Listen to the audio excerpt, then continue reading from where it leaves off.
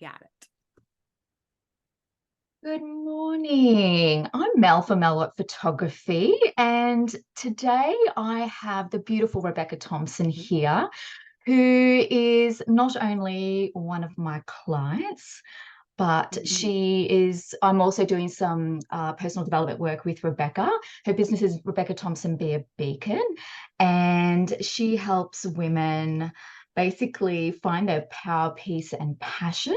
And I'm really excited to have her here because we're going to talk about her photo shoot with me. But love for you to share a little bit about what you do, Beck, first before we get started.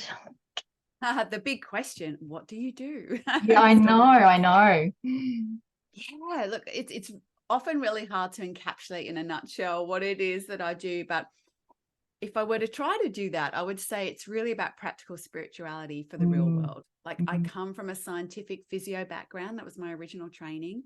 And then through burnout and disillusionment and seeing, in my own ancestral line and people around me, not seeing people fully in their joy and fully expressing, fully living a joyful life, just getting caught up in the treadmill, that I just started to unpack all of that for myself. And I help other women unpack all of that through various tools that reach across all different aspects of our being, physical to the spiritual, so that mm, we really can find that unwavering peace. We really can tune into what the heart is wanting, and we can access a power that's beyond the limited resources of the human mm, body. And so, as you found, it's an all-encompassing, comprehensive kind of journey, mm. yeah, where women can really feel like they're doing it all, living the highest life, and not just Yeah, following what they should be doing. yeah. It's beautiful. I've been doing it with you now for 6 months, I think. And I was just saying to you before that Mm. I feel like I'm living a really beautiful, vibrant life at the moment. And Mm. I'm able to find courage more and more to, follow my heart's desires and all the beautiful things I want to do, which is really exciting. And obviously, one of the things that I love doing is this beautiful work. So we'll start. Um, I want to talk to Rebecca about her photo shoot experience. And before we actually talk about the shoot, I'd love to touch on how you were feeling before the photo shoot and more about if you were actually nervous and about coming to see me. And if you were, was there anything you did for yourself to help with those nerves? But if you weren't nervous and you're more excited than nervous, I'd love you to share with anyone how they can get around their nerves about having this shoot. Well, that's a really interesting question. I can't say I'm nervous. I was nervous. I've done Yeah. a few different shoots, but I was definitely curious. I think there's a curiosity.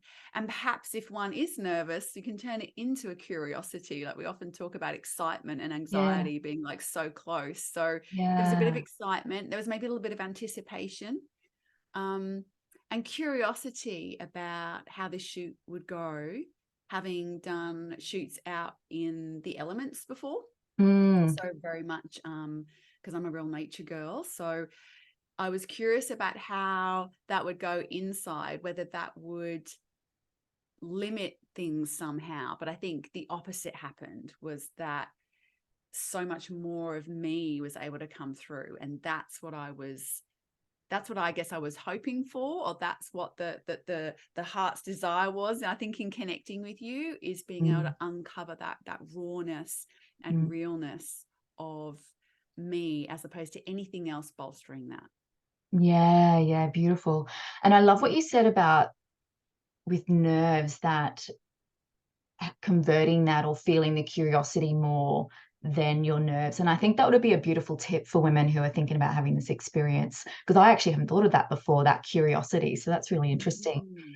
Mm. Um, and I guess moving on, and you've touched this just before, did you have any apprehension about wearing no makeup? Because that does scare some women about having this experience, because it is a no makeup photo shoot.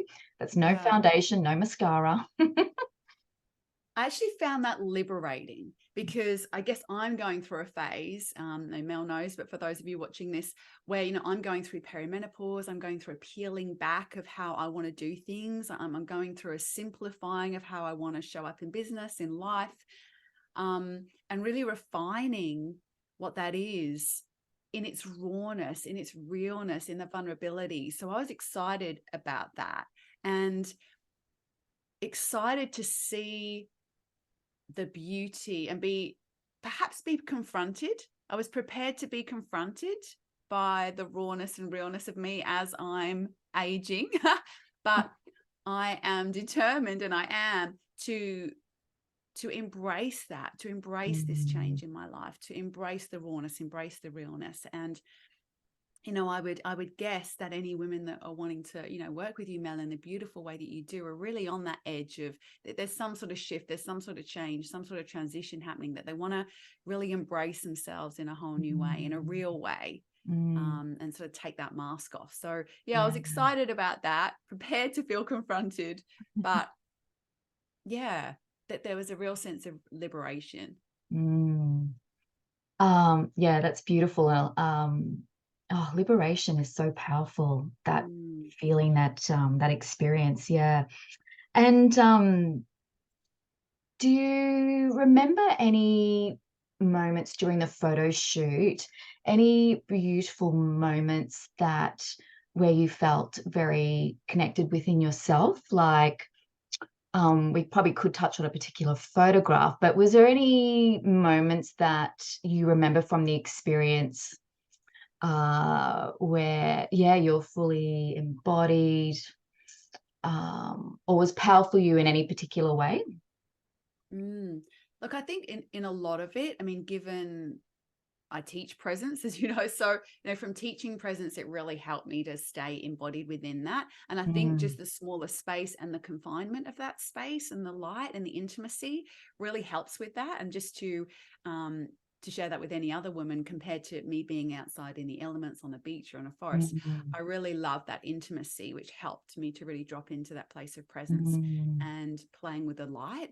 So for me, that wasn't something difficult, because I've trained myself to just be fully present. But I really enjoyed the sort of dynamic between us, of just the little subtle things that you would say that would just drop me in a little bit more, your appreciations of beauty, which would drop me in a little bit more.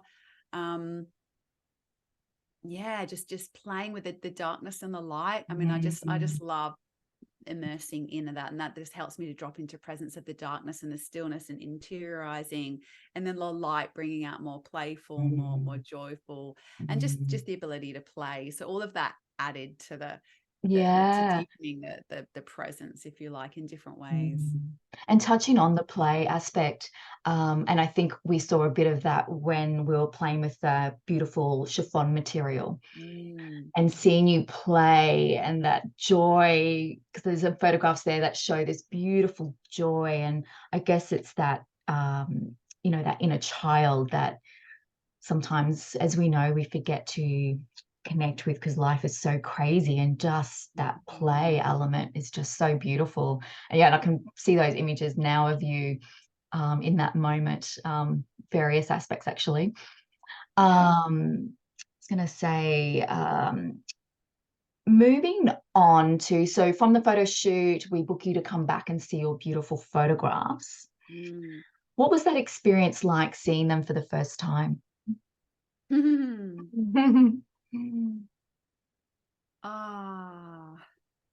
That's really hard to put into words. Yeah. I think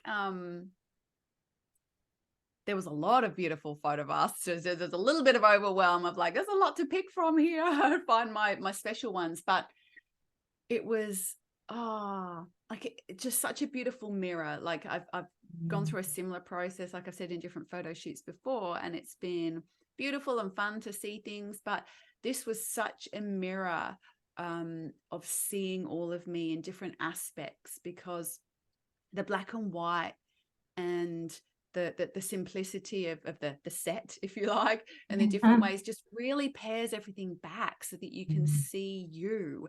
And that was part of my experience in the shoot, of being able to really pair things back to like, well, who am I without all of my rules, all of my roles, all of the things that who I am? Who am I? That gave me the permission just to explore being me. And then that just really reflected back in the photos. And it was kind of like, oh, just really hit my heart Mm. in gratitude in some ways and awe of, oh, that's who I am. That's me. Without anything else, without the makeup, without the colors, without the clothes, without, just that's who I am. I'm pretty cool. Oh, I'm it was super beautiful. special. I'm raw. And just to see all Yeah. those different aspects come out was quite touching, very Yeah. touching in moments. Yeah. And there's that beautiful photograph that is on your wall at The home. photograph. Yes. Do you mind if I share it? No, you're welcome. Well, it's been everywhere, man, already, hasn't it? Yeah, well, that's right. There we are. So I'll just show it for a brief moment. This beautiful photograph of Rebecca, and this photograph is now on your wall at home. And I remember you mentioned to me after the viewing and selecting your photographs, and when you were driving home, you remind me, I think it was along the words of, wow, that's me. I love me. It was super, super special. Yeah. It is. There's so much, how to say any more than that, really. Yeah, I love me. I think in that moment I could just see, I could feel, I mean, the light is so beautiful. I mean, you've captured it incredibly, like just your artistry, but it just felt so inner and outer. Like I could feel the softness and that interior presence, but also the expression and the courage and the boldness in there, just to, this is who I am.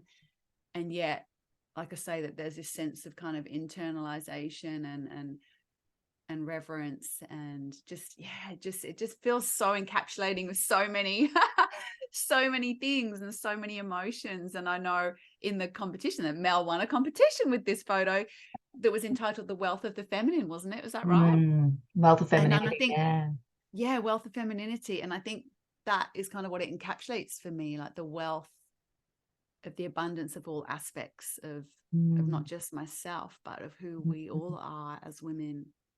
Yeah.